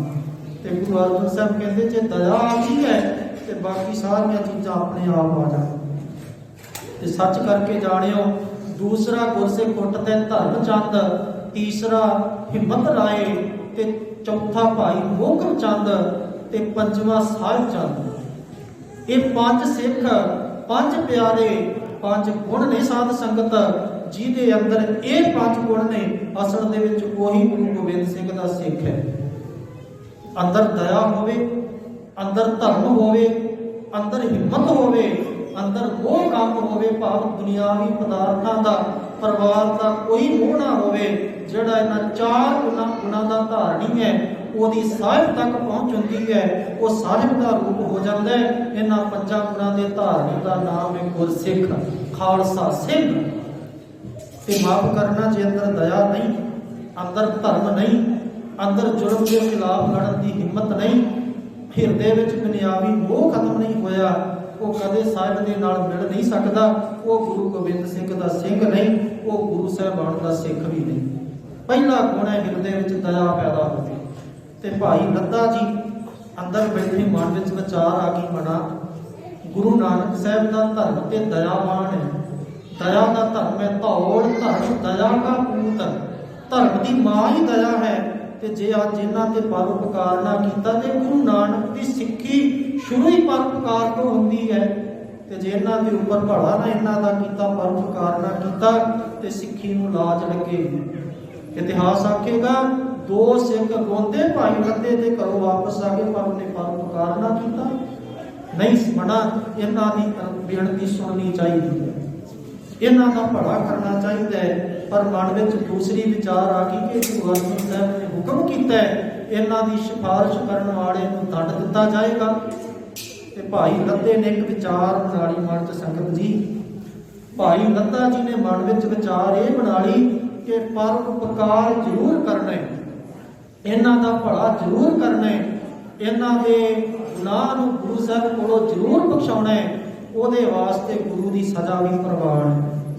ਤੇ ਗੁਰੂ ਮੈਨੂੰ ਕੋਈ ਇਹਨਾਂ ਦਾ ਗੁਨਾਹ ਮਾਫ ਕਰਕੇ ਜੋ ਸਜ਼ਾ ਦੇਏ, ਮਨਾ ਤੂੰ ਪਹਿਲਾਂ ਸਜ਼ਾ ਪ੍ਰਵਾਨ ਕਰ ਤੇ ਫਿਰ ਇਹਨਾਂ ਦਾ ਗੁਨਾਹ ਬਖਸ਼ਾ ਦੇ। ਇਤਿਹਾਸਕਾਰ ਕਹਿੰਦਾ ਭਾਈ ਲੱਦਾ ਜੀ ਨੇ ਲਾਹੌਰ ਦੇ ਵਿੱਚ ਹੀ ਇਹਨਾਂ ਦੋਵਾਂ ਭਰਾਵਾਂ ਨੂੰ ਪਹਿਲਾਂ ਘਰ ਦੇ ਅੰਦਰ ਵਾੜਿਆ, ਇਹਨਾਂ ਦੀ ਸੇਵਾ, ਇਹਨਾਂ ਨੂੰ ਜਲ ਪਾਣੀ ਛਕਾਇਆ, ਰਾਤ ਬਤੀਤ ਕੀਤੀ। ਅਗਲਾ ਦਿਨ ਚੜ੍ਹਿਆ, ਭਾਈ ਲੱਦਾ ਜੀ ਅੰਮ੍ਰਿਤ ਵੇਲੇ ਉੱਠੇ, ਇਸ਼ਨਾਨ ਪਾਣ ਕੀਤਾ, ਨਿਤਨੇਮ ਕੀਤਾ, ਬਾਣੀ ਪੜ੍ਹੀ, ਜੋ ਇਹਨਾਂ ਦਾ ਨੇਮ ਸੀ ਉਹ ਨਿਭਾਇਆ। ਉਸ ਤੋਂ ਬਾਅਦ ਆਪਣੇ ਸਿਰ ਨੂੰ ਇਹਨਾਂ ਨੇ ਗੱਜਾ ਕੀਤਾ, ਸਿਰ ਦੇ ਵਾਲ ਨੂੰ ਟੁਕੜਾ। ਇਹ ਗੁਰੂ ਅਰਜਨ ਸਾਹਿਬ ਦੇ ਸਮੇਂ ਦੀ ਘਟਨਾ ਹੈ। ਬੇਨਤੀ ਕਰਾਂਗੇ, ਇਹਨੇ ਭਾਈ ਲੱਦਾ ਜੀ ਨੇ ਆਪਣੇ ਕੇਸ, ਆਪਣੇ ਸਿਰ ਦੇ ਵਾਲ ਗੱਜੇ ਕਰ ਦਿੱਤੇ। ਉਸ ਤੋਂ ਬਾਅਦ ਆਪਣੇ ਹੱਥੀਂ ਭਾਈ ਲੱਦਾ ਜੀ ਨੇ ਆਪਣਾ ਮੁਖ ਕਾਲਾ ਕੀਤਾ। ਪਰਉਪਕਾਰ ਕਰਨ ਦੀ ਖਾਤਰ ਸਿੱਖ ਇਸ ਹੱਦ ਤੱਕ ਜਾ ਸਕਦਾ ਜਦੋਂ ਪਰਉਪਕਾਰ ਦੀ ਗੱਲ ਆਵੇ। ਆਪਣਾ ਮੂੰਹ ਕਾਲਾ ਕੀਤਾ। ਭਾਈ ਲੱਦਾ ਜੀ ਨੇ ਇੱਕ ਗਧਾ ਕਿਰਾਏ ਤੇ ਲਿਆ, ਇੱਕ ਢੋਲੀ ਕਿਰਾਏ ਤੇ ਕੀਤਾ ਕਿ ਤੂੰ ਲਾਹੌਰ ਤੋਂ ਅੰਮ੍ਰਿਤਸਰ ਤੱਕ ਢੋਲ ਵਜਾਉਣਾ ਹੈ। ਇੱਕ ਢੋਲੀ ਕਿਰਾਏ ਤੇ ਕੀਤਾ। ਇਹਨਾਂ ਦੋਵਾਂ ਗੁਰਸਿੱਖ ਭਰਾਵਾਂ ਨੂੰ, ਭਾਈ ਸੱਤੇ ਤੇ ਬਲਵੰਡ ਨੂੰ, ਭਾਈ ਲੱਦਾ ਜੀ ਕਹਿੰਦੇ ਸਿੱਖੋ, ਮੈਂ ਤੁਹਾਡੇ ਨਾਲ ਵਾਅਦਾ ਨਹੀਂ ਕਰਦਾ ਕਿ ਗੁਰੂ ਅਰਜਨ ਸਾਹਿਬ ਤੁਹਾਨੂੰ ਬਖਸ਼ ਦੇਣਗੇ। ਇਹ ਮੇਰਾ ਕੋਈ ਦਾਅਵਾ ਨਹੀਂ, ਕਿਉਂਕਿ ਸਿੱਖ ਜਿਹੜਾ ਅਸਲ ਵਿੱਚ ਸੱਚੇ ਸੁੱਚੇ ਜੀਵਨ ਦਾ ਮਾਲਕ, ਗੁਰੂ ਦੀ ਰਜ਼ਾ ਵਿੱਚ ਤੁਰਨ ਵਾਲਾ ਹੈ, ਉਹ ਕਦੇ ਵੀ ਕਿਸੇ ਗੱਲ ਦਾ ਦਾਅਵਾ ਨਹੀਂ ਕਰਦਾ, ਕਿਉਂਕਿ ਉਹਨੇ ਬਾਣੀ ਵਿੱਚੋਂ ਇਹ ਵਚਨ ਪੜ੍ਹੇ ਕਿ ਦਾਅਵੇ ਦਾਜਣ ਹੋਤ ਹੈ, ਨਿਰਦਾਵੇ ਰਹੇ ਨਿਸੰਕ। ਦਾਅਵੇ ਕਰਨ ਵਾਲੇ ਸੜ ਕੇ ਸੁਆਹ ਹੋ ਜਾਂਦੇ ਨੇ, ਜਿਹੜੇ ਨਿਰਦਾਵੇ ਰਹਿੰਦੇ ਨੇ ਉਹ ਨਿਸ਼ੰਕ ਰਹਿੰਦੇ ਨੇ, ਉਹਨਾਂ ਤੇ ਕਿਸੇ ਤਰ੍ਹਾਂ ਦਾ ਕੋਈ ਇਲਜ਼ਾਮ ਨਹੀਂ ਲਾ ਸਕਦਾ। ਬੇਨਤੀ ਕਰਾਂ, ਭਾਈ ਲੱਦਾ ਜੀ ਕਹਿੰਦੇ ਨੇ, ਭਾਈ ਸੱਤਾ ਜੀ ਬਲਵੰਡ ਜੀ, ਮੈਂ ਤੁਹਾਡੀ ਖਾਤਰ ਗੁਰੂ ਦਾ ਵਚਨ ਪ੍ਰਵਾਨ ਕਰਕੇ ਇਹ ਸਾਰਾ ਕੁਝ ਕਰਨ ਲਈ ਤਿਆਰ ਹਾਂ। ਬੇਨਤੀ ਕਰਾਂਗਾ ਤੁਹਾਡੀ ਖਾਤਰ ਗੁਰੂ ਅਰਜਨ ਸਾਹਿਬ ਤੁਹਾਨੂੰ ਬਖਸ਼ ਦੇਣ, ਪਰ ਮੈਂ ਵਾਅਦਾ ਨਹੀਂ ਕਰਦਾ ਕਿ ਗੁਰੂ ਸਾਹਿਬ ਤੁਹਾਨੂੰ ਬਖਸ਼ ਦੇਣਗੇ, ਪਰ ਮੈਂ ਆਪਣਾ ਯਤਨ ਕਰਾਂਗਾ। ਭਾਈ ਲੱਦਾ ਜੀ ਨੇ ਸਿਰ ਮੁੰਡਵਾਇਆ, ਮਨ ਵਿੱਚ ਇੱਕੋ ਭਾਵਨਾ ਲੈ ਕੇ ਤੁਰੇ ਮਨਾ, ਜੇ ਸਿਰ ਮੁੰਡਵਾਇਆ ਕੇਸ ਫਿਰ ਆ ਜਾਣਗੇ, ਜੇ ਮੂੰਹ ਕਾਲਾ ਕੀਤਾ ਪਾਣੀ ਨਾਲ ਧੋਵਾਂਗਾ ਸਾਫ਼ ਹੋ ਜਾਏਗਾ। ਗਧੇ ਤੇ ਅਸਵਾਰ ਹੋ ਕੇ ਜਾ ਰਹੇ, ਕਿਹੜੀ ਵੱਡੀ ਗੱਲ ਹੈ। ਪੈਦਲ ਵੀ ਤੇ ਲੋਕ ਜਾਂਦੇ ਹੀ ਨੇ, ਹੋਰ ਸਵਾਰੀਆਂ ਤੇ ਵੀ ਲੋਕ ਸਫ਼ਰ ਕਰਦੇ ਹੀ ਨੇ, ਕੋਈ ਗੱਲ ਨਹੀਂ, ਮੇਰੀ ਬੇਇੱਜ਼ਤੀ ਹੋਏਗੀ, ਮੈਂ ਲੋਕਾਂ ਦੇ ਵਿੱਚ ਬੇਇੱਜ਼ਤ ਹੋ ਜਾਵਾਂਗਾ, ਪਰ ਜੇ ਇਹਨਾਂ ਦਾ ਭਲਾ ਹੋ ਜੇ, ਇਹ ਗੁਰੂ ਦਰੋਂ ਬਖਸ਼ੇ ਜਾਣ, ਕਿਸੇ ਤਰ੍ਹਾਂ ਇਹਨਾਂ ਤੇ ਗੁਰੂ ਸਾਹਿਬ ਉੱਠ ਬਹਿਣ, ਤੇ ਮੈਂ ਸਮਝਾਂਗਾ ਕਿ ਮੇਰਾ ਜੀਵਨ ਸਫਲ ਹੋ ਗਿਆ। ਗੁਰੂ ਅਰਜਨ ਸਾਹਿਬ ਕਹਿੰਦੇ ਮਿੱਥਿਆ ਤਨ ਨਹੀਂ ਪਰਉਪਕਾਰ। ਉਹ ਸਰੀਰ ਵਿਅਰਥ ਹੈ ਜਿਸ ਸਰੀਰ ਨਾਲ ਕੋਈ ਭਲਾਈ ਦਾ ਕੰਮ ਨਹੀਂ ਕਰ ਸਕੇ। ਜਿਸ ਤਨ ਦੇ ਨਾਲ ਕਿਸੇ ਦੂਜੇ ਦਾ ਭਲਾ, ਨਿੱਜੀ ਸਵਾਰਥਾਂ ਵਾਸਤੇ ਤੇ ਬੰਦਾ ਮਰਨ ਮਰਾਉਣ ਤੱਕ ਜਾਂਦਾ ਹੀ ਹੈ ਨਾ, ਪਰ ਗੁਰੂ ਅਰਜਨ ਸਾਹਿਬ ਕਹਿੰਦੇ ਤੂੰ ਕਿਸੇ ਪਰਾਏ ਦੇ ਵਾਸਤੇ अपना तन कुर्बान कर दें, किसी दूजे के भले वास्ते तू शरीर वरत दें, तो सतगुरु कहते तेरा तन सफल हो जाएगा, संसार में आया सफल हो जाएगा। भाई लद्दा जी घोड़ पोते ते गधे ते सवार हो गए, सिर गंजा कर लिया, मुख काला कर लिया। भाई सत्ता बलवंड पिछे पिछे, ढोली पिछे पिछे ढोल बजा रहा है, ते जेड़े लोग ने तमाशबीन हो के ओए ओए करते ने, भाई लद्दे का मजाक उड़ाते ने, माहौल करते। कई भावना वाले भाई लद्दे की इस सेवा को देख के भाई लद्दे तो कुर्बान भी हो रहे थे कि धन है गुरु का सिख, धन है ਇਹਦਾ सिदक, जिन्हें किसी दूजे का भला करने वास्ते अपनी इज्जत का भी ख्याल नहीं किया। इस हद तक तुर गया कि अपना मुख काला कर लिया। लाहौर तो तुरया भाई लद्दा, मगर मगर भाई सत्ता बलवंड ढोली ढोल बजा रहे हैं। अमृतसर साहब पहुंच गए। सारे अमृतसर साहब जिन्नी उस वेले वसों सी, सारे अमृतसर साहब की परिक्रमा की भाई लद्दे ने गधे ते सवार हो के। हालत वही है, मुख काड़ा, सिरों गंजे, गधे ते सवार ढोली ढोल बजाई जा रहे हैं। मगर मगर भाई सत्ता ते बलवंड ते कई तमाशबीन मखौल उड़ा रहे ने, कई भावना वाले कह रहे ने धन सिक्खी, धन सिक्खी, धन सिक्खी। भाई लद्दा जी अमृतसर दीयां जिन्नियां गलियां सी सारियां गलियां विच फिरे है, ते अखीर जिस जगह ते गुरुद्वारा दुख भंजनी बेर है, इस पासे रस्ता सी, इस पासों भाई लद्दा जी गधे ते सवार ते तुरे आ रहे। ढोल वज रहा है, लोगों की आवाज़ का शोर है। गुरु अर्जन साहब उसे थड़े ते विराजमान ने। एक गुरसिख नूं पुछदे ने, भाई सिखा ये काहदी आवाज़ आ रही है? ते सिख कहते सतगुरु सुनिए लाहौर तो भाई लद्दा आ रहा है। सतगुरु वो सत्ते ते बलवंड की सिफारिश करन आ रहे हैं, ते सुने कि उन्हें मुख काला किया, सिरों गंजा ते गधे ते सवार होकर आ रहे। सतगुरु वो सत्ते ते बलवंड की सिफारिश नहीं हो रहा। गुरु अर्जन साहब को सिख ने वचन कह दिते। इन्ने नूं भाई लद्दा जी भाई सत्ते ते बलवंड को पिछे ही खड़े कर दिता है कि जे गुरु साहब तुहानूं बख्श देणगे फिर मैं आवाज़ मारांगा, तुसीं पिछे खड़े रहो। आप भाई लद्दा जी गुरु अर्जन साहब के कोल आ गए। गुरु साहब ने एक सिख नूं इशारा किया, भाई लद्दा जी को गधे तो उतारिया गया। भाई लद्दा जी गुरु अर्जन साहब के चरणों से आके डिगे, चरणों में लिपट गए। सतगुरु जी ने शीश तो फड़ के उठाया, भाई लद्दा जी ये की भेख बनाया हुआ है, ये की किस तरह का रूप बना लिया, अज तुसीं इस तरह का भेख क्यों बना लिया है, दसो की कारण है? भाई लद्दा जी हाथ जोड़ के कहते अंतरजामी सतगुरु तुसीं ते सर्व कला समर्थ हो, तुहानूं ते सारा कुछ पता ही है ना, क्यों मैं आए लाहौर को, किस कारण मैं भेख बनाए। पर जे तुसीं मेरे को सुनना चाहते हो सतगुरु बेनती करा, आप जी दे दरों फिटकारे गए ने, निंदिया कर बैठे ने सतगुरां दी, पर सतगुरु बड़े पछता रहे। तन फिट गया, कोड़ हो गया सतगुरु, घर में गरीबी दरिद्रता आ गई है, रोटी तो आतुर कोई मुंह लाउण दी तैयार नहीं। सतगुरा कृपा कर तेरा सुभाव ते बख्शिंद है, जैसा बाड़क भाए सुभाई, लख अपराध कमावे, कर उपदेश झिड़के बहु भांति, बौड़ पिता गण लावे, पिछले रोकन बख्श दे रब आज्ञा मार्ग। सतगुरा तेरा सुभाव है बख्श देना, मेहरबान साहिब मेहरबान, साहिब मेरा मेहरबान, तू ते सदा ही मेहरबान है। सतगुरा तेरा हुक्म सी कि जेड़ा उन्हां दी सिफारिश करेगा उन्होंने सिरों गंजा करके मुख काला किया जाएगा, गधे ते बिठा के अमृतसर का चक्कर लवाया जाएगा। सतगुरु मैं आप जी के हुक्म विच तुहाडे हुक्म अनुसार मैं लाहौर तो आप जी का हुक्म मन के अमृतसर की परिक्रमा की, आप जी के चरणों में हाजिर होए। सतगुरु जी तुहाडे चरणों में बेनती है, जो तुसी सजा देनी चाहो मैनू होर सजा दे सकते हो, प्रवान है, पर कृपा कर दियो भाई सत्ते ते बलवंड नूं बख्श दिओ। गुरु अर्जन साहब जी ने भाई लद्दे नूं गालना लाया, भाई लद्दा जी तुहानूं ये कुछ करन दी की लोड़ सी? भाई लद्दा जी तुसी ते इन्ने गुरु घर दे परवाने गुरसिख हो, तुसी कुंजी आके एक बारी कह दिंदे, तुहाडे एक बार कहण ते इन्हां दोवां भरावां नूं बख्श देना सी, पर तुसी ये भेद क्यों बनाया?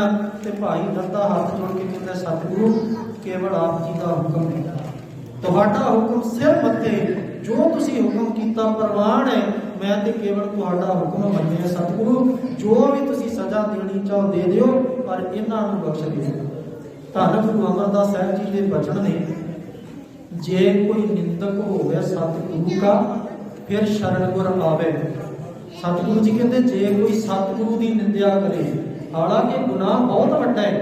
गुरबाणी कहती है निंदा भली किसे की नाही, मनमुख मुक्त करन। आम मनुख की निंदा करनी भी गुरु घर दे विच प्रवान नहीं। गुरु साहब जी कहते हैं निंदक की गत कतहु नाही, निंदा करने वाले की कदी मुक्ति नहीं हो सकती। भगत रविदास जी कहते निंदक सोध साध विचारिया, कहो रविदास पापी नरक सिधारिया। निंदा करने वाला नरकां दी अग विच जांदा है। भगत रविदास जी कहते मैं सारी जिंदगी का मेरा तत है ये। पर गुरु अमरदास साहब जी ने एक बख्शिश की। सतगुरु जी कहते जे कोई निंदक होवे सतगुरु का, आम मनुख की गल नहीं की इत्थे, सतगुरु के निंदक की गल की। साध संगत जे कोई गुरु की भी निंदा कर बैठता है, कि गुरु साहब जी कहते फिर शरण गुर आवे। जे वो निंदक भी गुरु की शरण में आ जाता है ना, तो पिछले गुनाह सतगुरु बख्श रहे। गुरु एडा बख्शांद है, गुरु साहबान की निंदा वाले नूं भी वो इस गुनाह नूं भी बख्श दिंदा है। पाप बहुत वड्डा है। कोई महामूर्ख है जिहड़ा गुरु की निंदा करता है, नहीं तो कोई इतनी हिम्मत नहीं कर सकता कि गुरु की कोई निंदा करे। पर गुरु अमरदास साहब कहते ने जे कोई निंदक होवे सतगुरु का, फिर शरण पर आवे। पिछले गुनाह सतगुरु बख्श लए, सत संगत नाल रलावे। गुरु को फिर संगत नाल रला देंदा कि आजा भाई तेनों भी गुरु घर दे विच ओही जगह मिलेगी जिहड़ी दूजिआं नूं मिल रही है। ते गुरु अर्जन देव सच्चे पातशाह जी ने भाई लद्दा जी नूं बचन आख्या, भाई लद्दा जी तुसीं ते उंज ही आके कह दिंदे ते इन्हां नूं बख्श देना सी। क्यों? गुरु अमरदास साहब जी कहते ज्यों मींह उठे, जदों मींह पैंदा ते गलियां नालियां टोबियां का जाल, मींह बरसदा बरखा हुंदी है ते मींह पैण दे नाल गलियां विच पानी आ जांदा है, नदियां नाले टोबे भर भर के वहिंदे ने। ते इह जिन्ना पानी मींह दा हुंदा है ना, जदों इह धरती ते डिगदा ते पानी गंदा हुंदा है। नदियां नालियां टोबियां दा सारा पानी गंदा हुंदा है, कोई इस पानी नूं हत्थां विच लैण लई तैयार नहीं। पर जदों ये नदियां नालियां गलियां टोबियां दा पानी जाए मिले विच सुरसरी, सुरसरी कहते ने गंगा। ते सतगुरु जी कहते पानी जदों गंगा विच जाके मिल जाता है, सुरसरी मिलदा गंगा नूं मिलदियां ही पवित्र पावन हो जाए, वो पानी पवित्र पावन हो जाता है, निर्मल हो जाता है।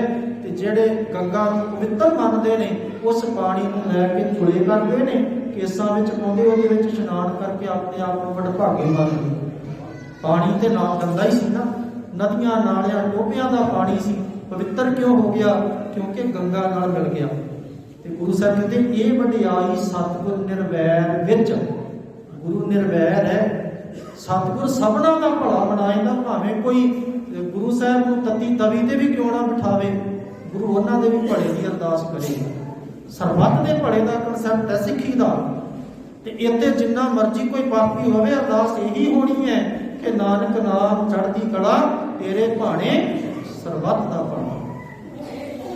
गुरु अमरदास साहब कहते जो मींह उठे गलियां नालियां टोबियां का जड़ जाए पवे विच सुरसरी, सुरसरी मिलत पवित्र पावन हो जाए।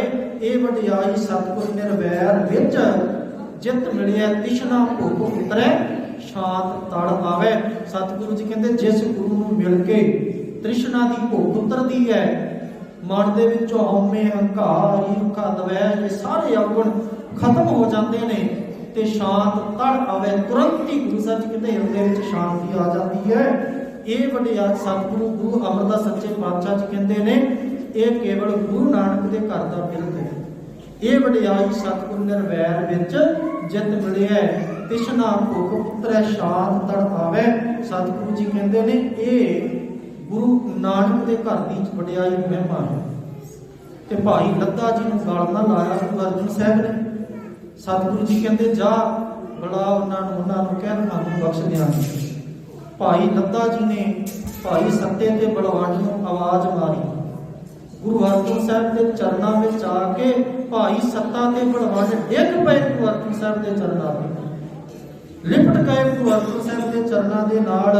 ते गुरु रामदास साहब जी का एक वचन है, अब हम चली ठाकुर पे हार, जब हम शरण प्रभु की आई, राख प्रभु भावे मार, लोकन की चतुराई उपमा देवे संतर जार, कोई भला कहो भावे बुरा कहो, हम तन दियो है ढाल। गुरु अर्जुन साहब जी के चरणों से डिग के रो रो के इन्होंने गुरु अर्जुन साहब के चरण धो दिते। सतगुरा भुल हो गई साडे कोल, गुनाह कर बैठे असी, तेरी महिमा नूं जान ना सके असी।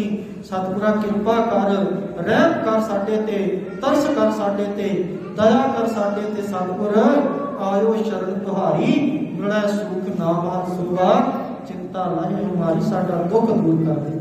हम आया दूरों चल के, मैं तकी तौशन आए जियो, मैं आशा रखी चित में, मेरा सबो दुख गवाए जियो।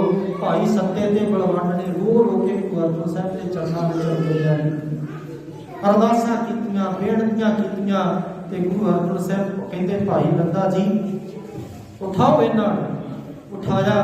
सतगुरु जी कहंदे ओ निंदको, ओ तुसीं गुरु नानक साहब दी निंदिया कीती, तुसीं गुरु अंगद साहब, गुरु अमरदास साहब जी दी, गुरु रामदास साहब दी निंदिया, जिन्हां ने अपनी सारी जिंदगी लोक भलाई की, मनुखता के भले वास्ते जिन्हां ने सारी जिंदगी ला दी, तुसीं उन्हां दी निंदिया। जाओ तुहाडा रोग मिटेगा, तुहाडे दुख दरिद्र दूर होणगे, गरीबी दे पैरे उठणगे, परमेश्वर तुहानूं सहारा देगा, तुहाडे दुख रोग नाश होणगे। जिस मुख नाल गुरु की निंदिया कीती जे, उसे मुख नाल गुरु का जस करो। गुरु अर्जन साहब के साथी को कहते सतगुरा साडे कोल इन्नी औकात किथे, साडे कोल इन्नी बुद्धि किथे, साडे कोल इन्ना ज्ञान किथे कि असीं अपने मुख नाल गुरु का जस कर सकीए। तू कृपा करी, तू तरस करी, रहमत करी, जे तेरी दया हो जाएगी तो असीं जरूर गुरु साहबान की वडियाई अपने मुख नाल करांगे। भाई सत्ते ते बलवंड ने फिर अपने उसे मुख नाल, जिस मुख नाल गुरु नानक साहब को लैके गुरु अर्जन साहब तक 5 गुरु साहबान का अप जस किया, निंदिया की, उसे मुख नाल 4 पौड़ियां गुरु नानक साहब की शित्र च उचारण कीतियां। एक एक पौड़ी गुरु अंगद साहब, गुरु अमरदास ते गुरु रामदास साहब ते गुरु अर्जन साहब जी की वडियाई में उचारण की। जड़े वचन पढ़ते हैं ना आप, धन धन रामदास गुर जिन सिरिया, तिनै सवारिया, पूरी होई करामात, आप सिरजनहारै धारिया, सिक्खी अतै संगति, पार ब्रह्म कर नमस्कारिया। जिस गुरु बारे कहते सी जे असीं कीर्तन ना करते इनू गुरु किन्ने मनना सी, उसे गुरु के चरणों ते सिर सुट के कहते सतगुरु सिखां ते संगतां वास्ते तू ही पार ब्रह्म, सिक्खी अतै संगति, पार ब्रह्म कर नमस्कारिया। कहते गुरु रामदास सच्चे पातशाह तू पार ब्रह्म, साडे कोलों भुल हो गई जेड़े तेरे बारे असीं निंदिया भरे बोल बोले। लो विचार अपनी भुल की खिमा मंगी।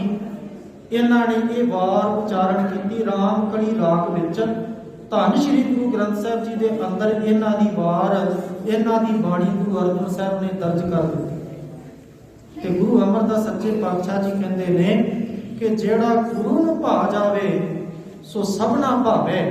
जेड़ा गुरु नूं चंगा लग जाए वो सारियां नूं चंगा लगन लग जांदा। एक समा आया जदों इन्हां ने गुरु की निंदिया की, फिटकारे गए तो कोई मूँह लाउण वास्ते तैयार नहीं, कोई मत्थे लगन वास्ते तैयार नहीं। पर जिस दिन गुरु के दर ते आके डिगे, गुरु ने बख्श दिते ते गुरु ने उस जगह ते थां दे दिता जितों सारा संसार अज उन्हां दे चरणों ते झुकदा पिया। जिथे असीं आके गुरु ग्रंथ साहब जी के अगे नमस्कार करते हैं ना, गुरु ग्रंथ साहब जी के अगे सन्मुख हो के जदों असीं मत्था टेकते हैं, जिथे 10 गुरु साहिबान की जोत में मत्था टेकदा है, जिथे 15 भगत साहिबान को मत्था टेकदा है, जिथे 11 भट्ट साहिबान को मत्था टेकदा है, बेनती करो उत्थे भाई सत्ते ते बलवंड के चरणों से भी असीं मत्थे टेकते पे हैं। ये वडियाई कदों मिली जदों गुरु के चरणों से आके सिर सुटिया। ते ये गुरु के चरणों से आके कदों टिके जदों महापरोपकारी भाई नंदे ने अपने ਤਨ ਦੀ ਐਸੀ ਹਾਲਤ ਕਰ ਦਿੱਤੀ, ਸਿਰ ਮੁੰਡਵਾ ਕੇ ਗੰਜਾ ਕਰ ਲਿਆ, ਮੁਖ ਕਾਲਾ ਕਰਕੇ ਲਾਹੌਰ ਤੋਂ ਗਧੇ ਤੇ ਸਵਾਰ ਹੋ ਕੇ ਆਪਣੀ ਇੱਜ਼ਤ ਆਬਰੂ ਨੂੰ ਦਾਅ ਤੇ ਲਾ ਕੇ ਹਉਮੈ ਲੋਕ ਲਾਜ ਤਿਆਗ ਕੇ ਭਾਈ ਲੱਦਾ ਜੀ ਜਦੋਂ ਪਰਉਪਕਾਰਿਤ ਘਰੋਂ ਤੁਰੇ, ਐਸਾ ਪਰਉਪਕਾਰੀ ਗੁਰਸਿੱਖ ਉਹਦੇ ਜੀਵਨ ਦਾ ਐਸਾ ਪ੍ਰਭਾਵ ਪਿਆ ਕਿ ਗੁਰੂ ਅਰਜਨ ਸਾਹਿਬ ਨੂੰ ਮਜਬੂਰਨ ਗੁਰੂ ਨਿੰਦਕਾਂ ਨੂੰ ਵੀ ਬਖਸ਼ਣਾ ਪੈ ਗਿਆ। ਤੇ ਅਗਲੇ ਦਿਨ ਸੰਗਤ ਜੁੜੀ। ਗੁਰੂ ਅਰਜਨ ਦੇ ਸੱਚੇ ਪਾਤਸ਼ਾਹ ਜੀ ਨੇ ਭਰੀ ਸੰਗਤ ਦੇ ਵਿੱਚ ਇੱਕ ਬਚਨ ਆਖਿਆ, ਗੁਰੂ ਕੀ ਸੰਗਤ ਜੀ, ਭਾਈ ਲੱਦਾ ਮਹਾਨ ਗੁਰਸਿੱਖ ਹੈ, ਇਹ ਬੜਾ ਧੰਨ ਗੁਰਸਿੱਖ ਹੈ, ਇਹਦੇ ਵਰਗੀ ਗੁਰਸਿੱਖੀ ਅੱਜ ਤੱਕ ਕੋਈ ਕਮਾ ਨਹੀਂ ਸਕਿਆ। ਹਾਂ, ਆਪਣੇ ਵਾਸਤੇ ਤੇ ਗੁਰੂ ਦੇ ਚਰਨਾਂ ਤੇ ਡਿੱਗ ਕੇ ਲੋਕ ਅਰਜ਼ੋਈਆਂ ਕਰਦੇ, ਅਰਦਾਸਾਂ ਕਰਦੇ, ਭੁੱਲਾਂ ਬਖਸ਼ਵਾਉਂਦੇ ਨੇ, ਪਰ ਕਿਸੇ ਦੂਜੇ ਦੀ ਭੁੱਲ ਬਖਸ਼ਾਉਣ ਵਾਸਤੇ ਪਰਉਪਕਾਰ ਦੀ ਹੱਦ ਨੂੰ ਪਾਰ ਕਰ ਜਾਣਾ, ਇਹ ਕੇਵਲ ਭਾਈ ਲੱਦਾ ਹੀ ਕਰ ਸਕਦਾ। ਤੇ ਗੁਰੂ ਅਰਜਨ ਸਾਹਿਬ ਕਹਿੰਦੇ, ਭਾਈ ਸੰਗਤ ਜੀ, ਇਹ ਭਾਈ ਲੱਦਾ ਪਰਉਪਕਾਰੀ ਹੈ, ਇਹ ਪਰਾਇਆਂ ਦਾ ਭਲਾ ਕਰਨ ਵਾਲਾ ਹੈ। ਤੇ ਇਤਿਹਾਸ ਦੇ ਵਿੱਚ ਉਸ ਗੁਰਸਿੱਖ ਦਾ ਨਾਮ ਹੀ ਭਾਈ ਲੱਦਾ ਪਰਉਪਕਾਰੀ ਕਰਕੇ ਲਿਖਿਆ ਗਿਆ। ਭਾਈ ਲੱਦਾ ਜੀ ਕੁਝ ਦਿਨ ਗੁਰੂ ਚਰਨਾਂ ਵਿੱਚ ਰਹੇ, ਅਖੀਰ ਵਾਪਸ ਲਾਹੌਰ ਚਲੇ ਗਏ। ਗੁਰੂ ਦੀਆਂ